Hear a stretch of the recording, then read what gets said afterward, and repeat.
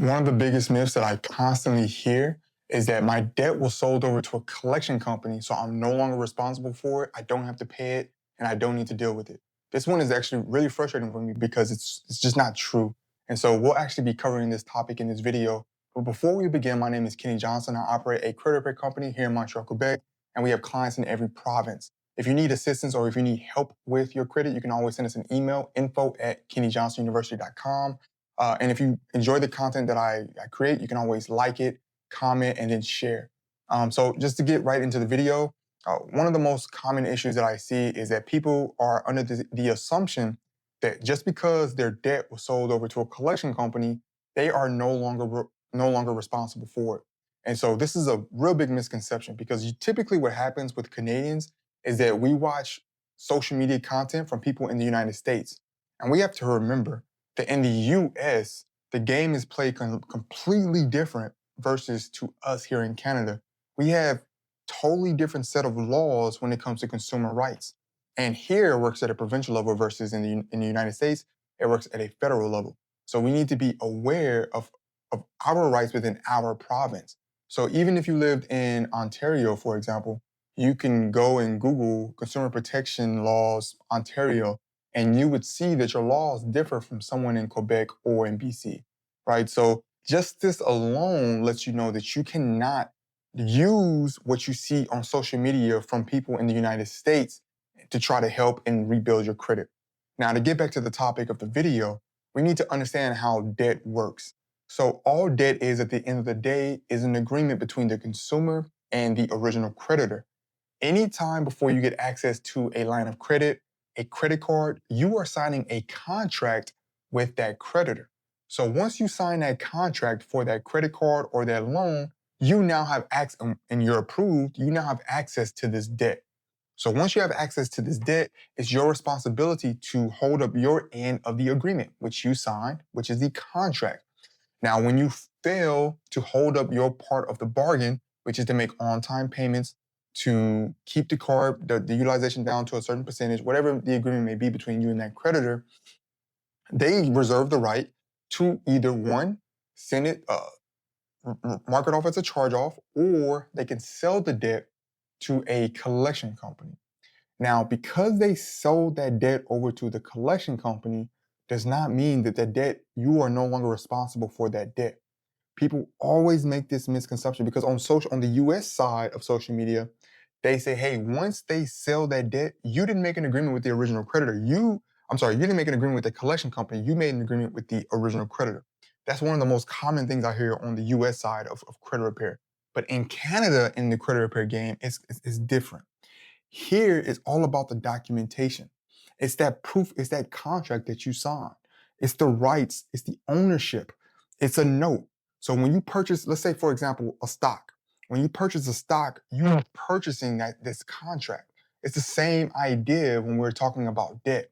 So anyone can purchase this debt from the original creditor. So when CIBC takes this debt and they sell it to ABC Collection Company, okay, the ABC Collection Company now not only owns the debt, but they own the rights to the debt.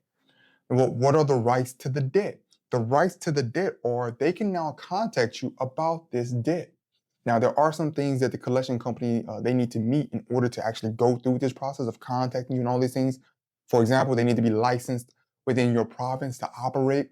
So that if you know these things, you know what to look for.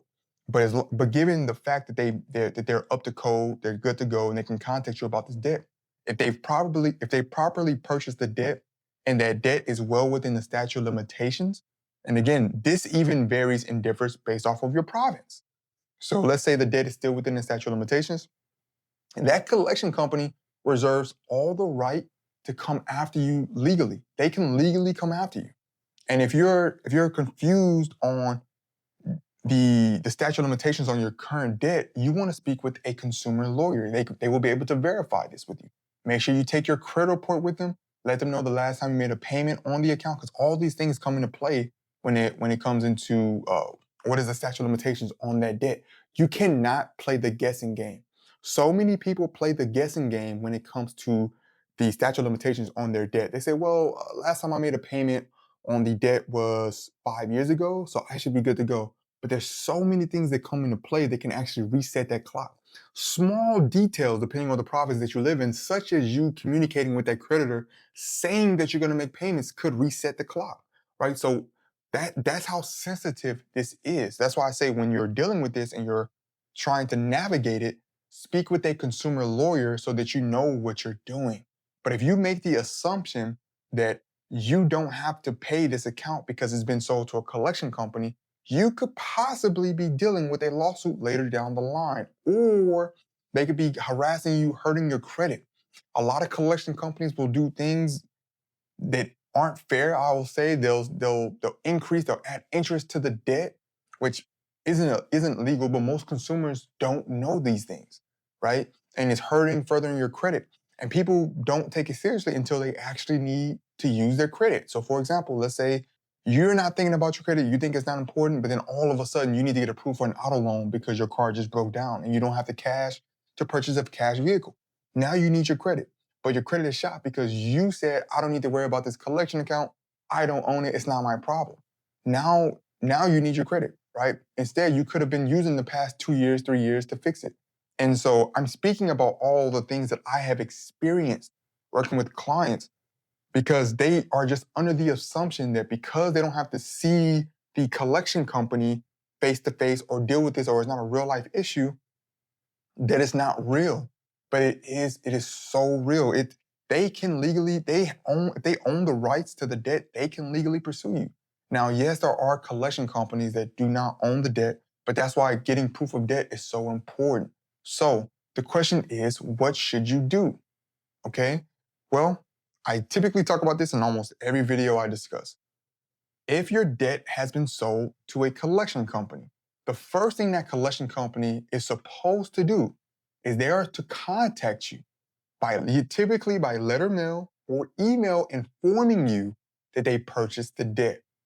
Now, the problem that most people make is that they ignore this. They choose to ignore either the email or the letter mail informing them that their debt has been transferred over to this collection company and they purchased it. Now, just because you received this letter saying that they purchased the debt or they own the debt does not mean you should trust them right away. You may say, Kenny, why is that? Well, the reason why is because they may not actually own that debt. So CIBC could have wrote the debt off as a bad debt write-off. That is now public information. So because it's public information, any collection company can have access to this information. They could see it. They could see it, and then they could just decide to contact you. But it doesn't mean that they own the rights. Remember, the rights, who has proof of debt, that's all important. Okay, so we verify all of this information first. So when you get this letter, it's not a reason for you to panic. It's you understanding, okay, my next step is to verify if they actually own the debt. What I actually recommend is that you call the original creditor first. So if I were you, I would call the original creditor, and then for the example, it's CIBC. I would say, hey, CIBC, I received a letter from ABC Collection Company, and I have noticed that they are claiming that they purchased the debt. Is that true? If the rep on the phone cannot verify this information or cannot provide you with an answer, ask to speak with the supervisor. Don't quit on the scenario. Ask to speak with a supervisor. Ask for them because someone on that phone can tell you. Someone on that bank is going to have access to that information on if it's been written off or sold. Okay, so get verification over the phone. And then once you get verification over the phone, then you're going to want to send a letter back, or you can send an email. I always recommend a letter because we have a physical paper trail. We want to send a letter out requesting for proof of debt. What is proof of debt? I say this every single video. Proof of debt is the original signed contract you signed with the original creditor. If this collection company cannot produce that document, they don't truly own the debt. Because in most provinces, this is like an umbrella term. Proof of debt is an umbrella term across Canada. If they cannot produce that contract, then they cannot come after you. Okay, they need to have that contract. This is what we're searching for, because along with that contract is their right to legally pursue you as well. Okay, so if they don't have proof of debt, for example, and all these threats are coming through, then they're meaningless. They're meaningless. So that's why we want to make sure that we're looking for the right thing. But if they do have proof of debt, then you want to negotiate pay for deletion. It is your debt. Stop trying to act like it's not your debt. We are aware of the debt. We just want to make sure that ABC Collection Company actually owns the debt. We just need to make sure they own the debt. That's all the game is. It's a paper chasing game. So if ABC Collection Company actually owns the debt, you should be more than happy to work with them. Try to get proof of debt from ABC Collection Companies. Once you get that, then we can do pay for deletion. Once you get paid for deletion, then that should be you removing that collection account off of your credit report and your debt being satisfied so you do not have to worry about a lawsuit later down the line because you've taken care of your debt and you also fixed your credit. But if ABC Collection Company cannot provide you with proof of debt, then that collection account is removed off of your credit report and you should be on the search to see if you can work directly with the original creditor or figure out who is the collection company that now owns this debt so that you can take care of it. Because even if that collection company that actually owns the debt isn't showing up in your credit report, guess what? They could show up a year later. And now that's a decrease of 100 points in your credit score, but you decided to ignore it. But once there's signs that an account is sent off to collections, you need to be proactive in how you handle and deal with that situation. So hopefully you found this video extremely helpful. And again, this can be a lot. It can be very intimidating. If you feel like you need help and maybe you're overwhelmed with dealing with the collection companies, you're dealing with all the calls, you don't know what to do, then we are here to help. Send us an email, info@kennyjohnsonuniversity.com. We operate Monday through Friday from 9 a.m. to 3 p.m. Eastern, and we'll be more than happy to help you. Until next time, peace.